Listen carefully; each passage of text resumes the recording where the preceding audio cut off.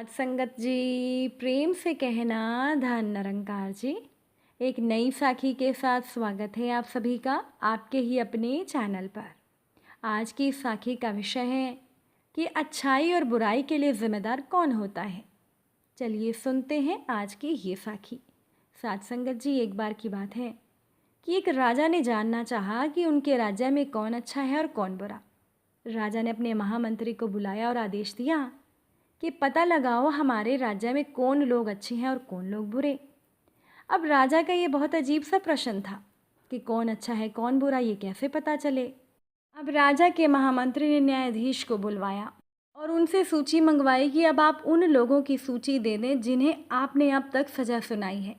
न्यायाधीश हैरान, कहने लगा आप उस सूची का क्या करेंगे।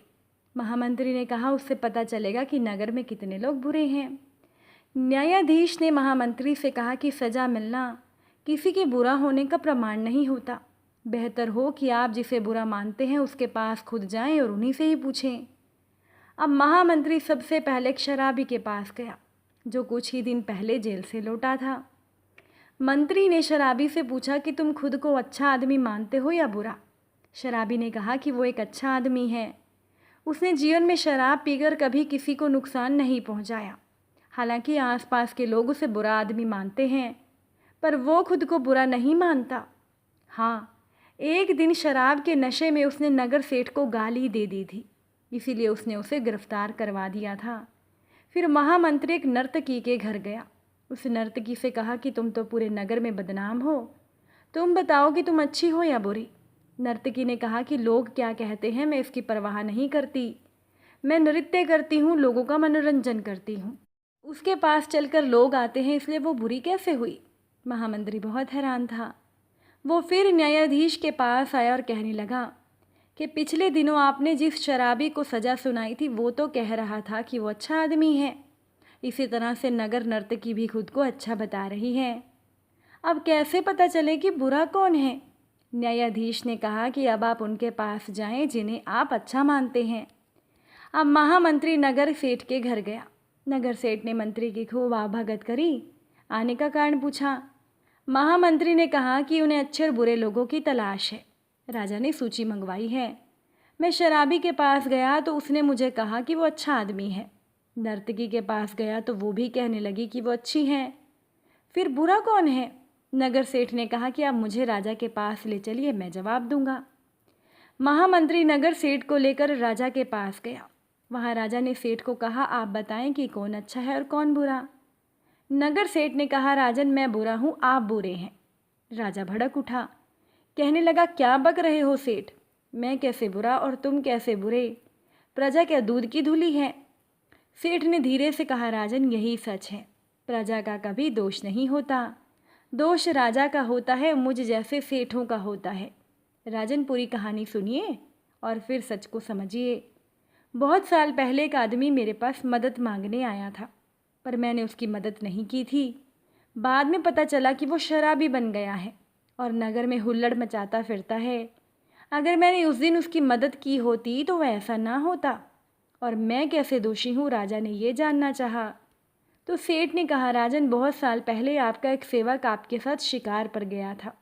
वहाँ किसी दुर्घटना में उसका निधन हो गया। उसके निधन के बाद आपने तो कभी जानने की कोशिश भी नहीं की कि उसके परिवार का क्या हुआ। उस सेवक की लड़की बड़ी होकर नर्तकी बन गई और वो नाच गाकर लोगों का मनोरंजन करती है। लोग उसके पास जाते भी हैं और उसे बुरा भी कहते हैं। यदि नगर में कहीं बुराई है तो उसके लिए किसी और को दोष देने से पहले खुद के भीतर झांकना ज़रूरी है। साथ संगत जी, इस संसार में कोई बुरा नहीं होता। परिस्थितियां अगर किसी को बुरा बनाती हैं तो राजा उसके लिए जिम्मेदार होता है, ना कि प्रजा। अच्छा और बुरा दोनों राजा के हिस्से हैं या फिर सेठ के हिस्से में आते हैं। इसीलिए इंसान के हालात ही उसे अच्छा या बुरा बनाते हैं। वैसे खुद हमें हमेशा अच्छाई के काम ही करने चाहिए। एक समय में एक निर्दयी राजा होता था। वो अपनी जगह पर बड़ा जुल्म और अत्याचार करता था। वो राजा अपने ऐशो आराम के लिए कुछ भी कर सकता था। वो बच्चे, औरत, बुजुर्ग सब पर जुल्म करता था।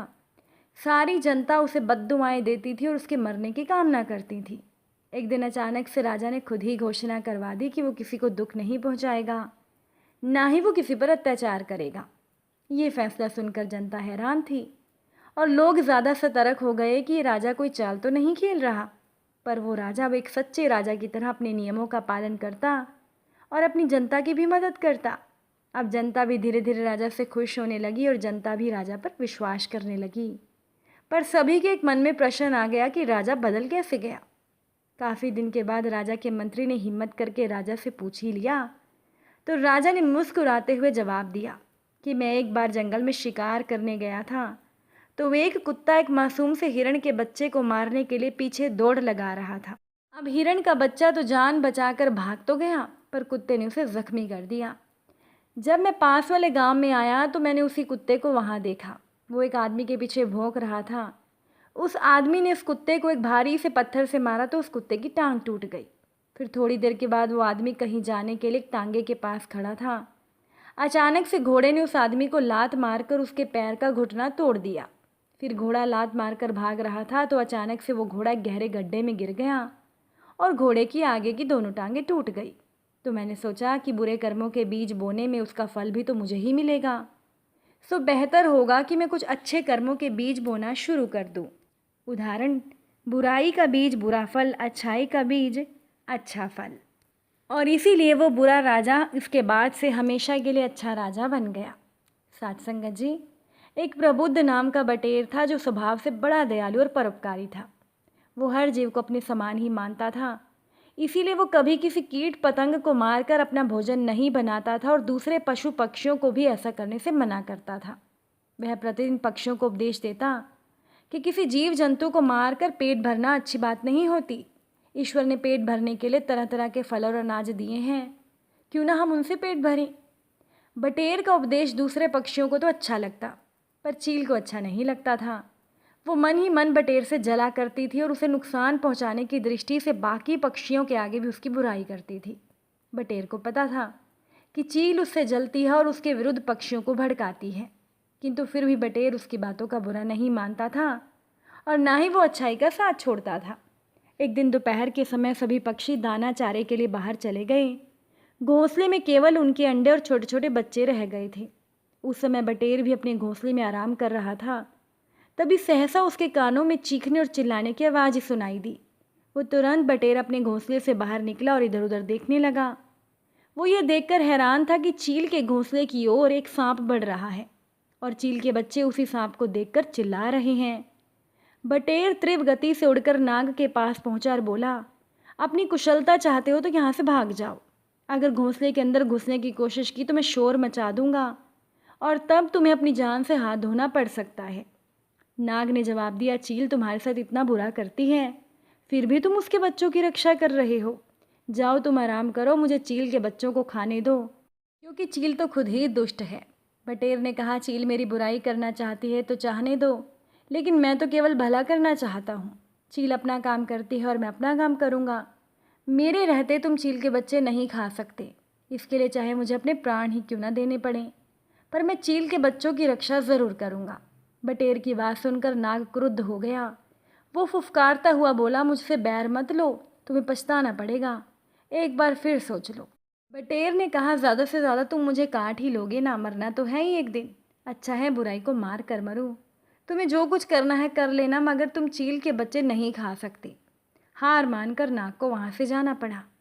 संध्या होने पर जब चील अपने घोंसले में वापस लौटी तो उसके बच्चों ने बटेर की बड़ी प्रशंसा करी और बच्चे बोले, आज बटेर चाचा ना होते तो वो नाग हम लोगों को खा जाता। अपने बच्चों के मुँह से बटेर की तारीफ सुनकर चील क्रुद्ध होकर बोली, उस बटेर की इतनी हिम्मत कि वो मेरे घोंसले तक आ पहुँचा। मैं उस बटेर से इसका बदला लेकर रहूँगी। चील कई दिनों तक मन ही मन विचार करती रही। आखिरकार उसे बटेर से बदला लेने का एक उपाय सूझा कि क्यों ना मैं गिद्ध को ही बटेर के खिलाफ भड़का दूं तो वो गिद्ध मेरी मदद ज़रूर करेगा। चील गिद्ध के घर गई और इधर उधर की बातें करने के बाद बोली, हे गिद्धराज, बटेर इस तरह का प्रचार कर रहा है कि किसी को भी जीव की हत्या नहीं करनी चाहिए, लेकिन महाराज अगर उसका प्रचार सफल हो गया तो आपको तो भूखा मरना पड़ेगा, क्योंकि जीवों को मारे बिना आपका काम नहीं चल सकता। चील की बात सुनकर गिद्ध भी आवेश में आकर बोला, अच्छा बटेर ऐसा कहता है, तब तो उसका प्रबंध करना ही पड़ेगा।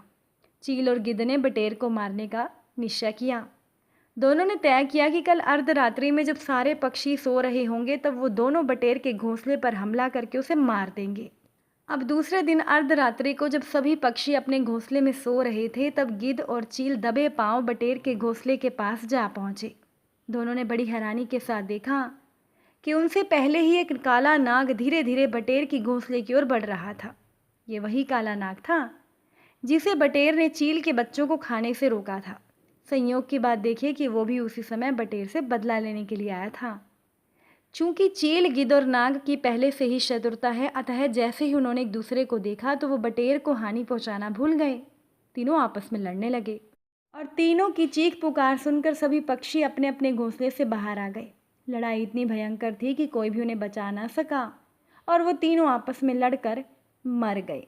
साथ संगत जी, कोई भी जीव अगर अच्छाई करता है तो उसे उस अच्छाई का फल ज़रूर मिलता है और बुराई पर तो वैसे भी हमेशा अच्छाई की ही जीत होती है। अगर आज की साखी आपको अच्छी लगी हो, वीडियो को लाइक शेयर ज़रूर कीजिएगा। आप सभी से फिर मुलाकात होगी नई साखी और नए विचारों के साथ। साथ संगत जी, प्यार से कहना, धन निरंकार जी।